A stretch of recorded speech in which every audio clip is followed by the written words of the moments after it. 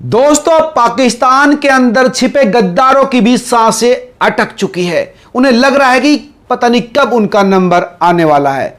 दरअसल एक एक करके पाकिस्तान की धरती पर दुश्मन मिटाए जा रहे हैं, इरेज किए जा रहे हैं। ना कोई चेतावनी दी जा रही है, ना कोई माफी की गुंजाइश है। उनका सीधा एनकाउंटर किया जा रहा, सीधा खात्मा।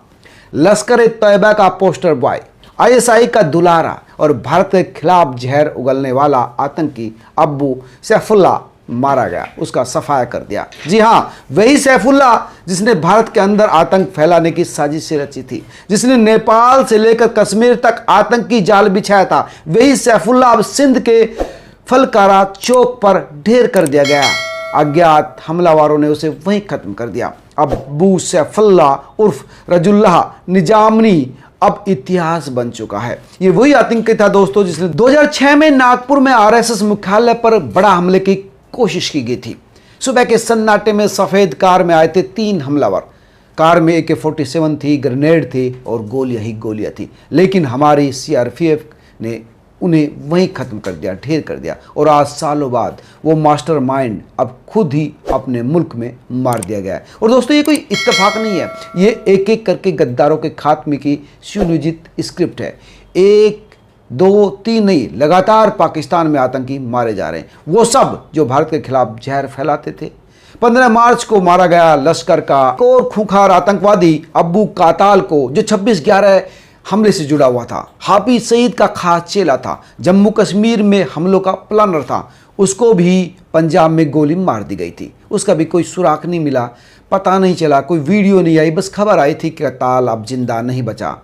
जिसने पंजाब में आतंकवाद को पाल पोस कर बड़ा किया था और फिर भारत में भेज दिया था, वो अब पाकिस्तान की सड़कों पर लहूलुहान पड़ा हुआ मिला था। उसकी भी कोई खबर नहीं मिली थी। और दोस्तों, सिर्फ कहानी यही ख़त्म नहीं हुई। कत्ल के बाद एक दिन पहले ही 14 मार्च को बलूचिस्तान में मुफ्ती शाह मीर, वही जिसने कुलभूषण जाधव को अगवा करने में आईएसआई की मदद की थी, नमाज पढ़कर जैसे ही मस्जिद से बाहर निकला, बाइक सवारों ने उसे भून डाला।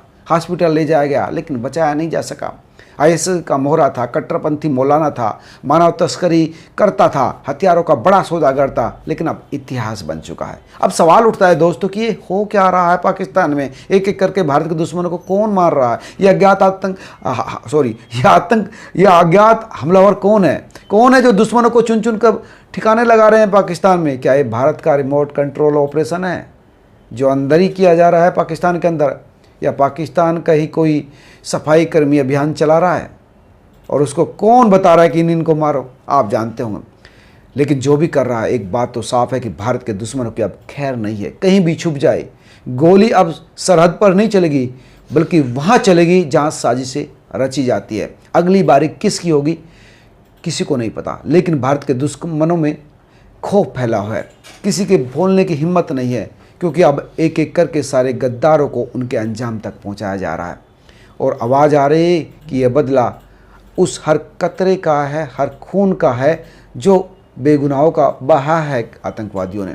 अब तुम भारत को लहूलुहान नहीं करोगे, बल्कि हम तुम्हें तुम्हारे अंजाम तक पहुंचाएंगे दोस्तों। और यकीन मानिए, तुम्हारा वजूद मिटा देंगे।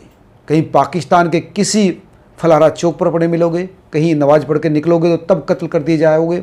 बस खबर बन जाओगे और ये खबर भारत की जीत की होगी, नए और ताकतवर उभरते हुए भारत की, कि पाकिस्तान की सड़कों पर भी छिपे हुए आतंकी शेप नहीं है। ना मस्जिदों के बाहर, ना घरों में छुपे हुए, ना सेना के संरक्षण में।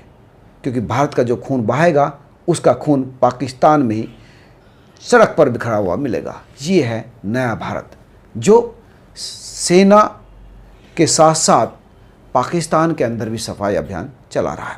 आप तो हम लोग क्या सोचते हैं जरूर बताएं। नमस्कार। खबर अच्छी लगी हो तो जरूर शेयर कीजिए ताकि हर देश प्रेमी को ये सूचना पहुंचे। धन्यवाद। और अपनी भावना कमेंट करके जरूर बताना। जय हिंद।